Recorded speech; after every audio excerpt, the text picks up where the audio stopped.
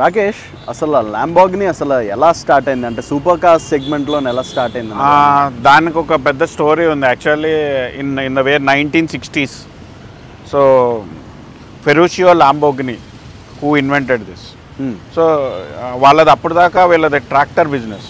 So he own a Ferrari. Okay. అయితే దాంట్లో కొన్ని ప్రాబ్లమ్స్ కనిపించినాయి ఆ ఓనర్కి. ఓకే. ఇది Ferruccio Lamborghini. So he went and said to Ferrari owner. Okay. ఆయన దాన్ని పట్టించుకోవాలా. నీకు దీని గురించి ఏం తెలుస్తుంది, నువ్వు ట్రాక్టర్లు చేసుకునేవాడివి, నీకు దీని గురించి ఏం తెలియదు అని చెప్పి ఇన్సల్ట్ చేస్తాడు. ఓకే. ఆ ఇన్సల్ట్కే పుట్టిందే లాంబోర్గిని. ఓహో. హీ డిసైడెడ్ నేనే ఒక కార్ తీసుకొస్తానని చెప్పి తీసుకొచ్చాడు. ఓకే.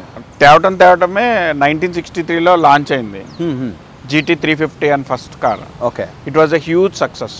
ఓకే. సో దాని తర్వాత this model is a head turner for Lamborghini Huracan. Okay. This is the model that one. Okay. అంటే ఈ రోజుకి కూడా లాంబోర్గిని అంటే హురకన్ అనే గుర్తింపు వస్తుంది. అంటే ఇంకా చాలా మోడల్స్ ఉన్నాయి. Okay. But this is the head turner for Lamborghini. Okay. So దీనికి ముందు గెలాడో ఏంటిది? మోడల్స్ చాలా ఉన్నాయి. అవెంటడోర్ అని ఉంది, గలాడో అని ఉంది, చాలా ఉన్నాయి. But most successful model is Huracan 610. Okay. అంటే ఒక 10 years ఇది రూల్ చేసింది. ఇప్పుడు they are coming up with a face lift. ఇప్పుడు అన్ని ఇంకా ఎలక్ట్రిక్ వస్తాయి. ఓకే. Electric cars.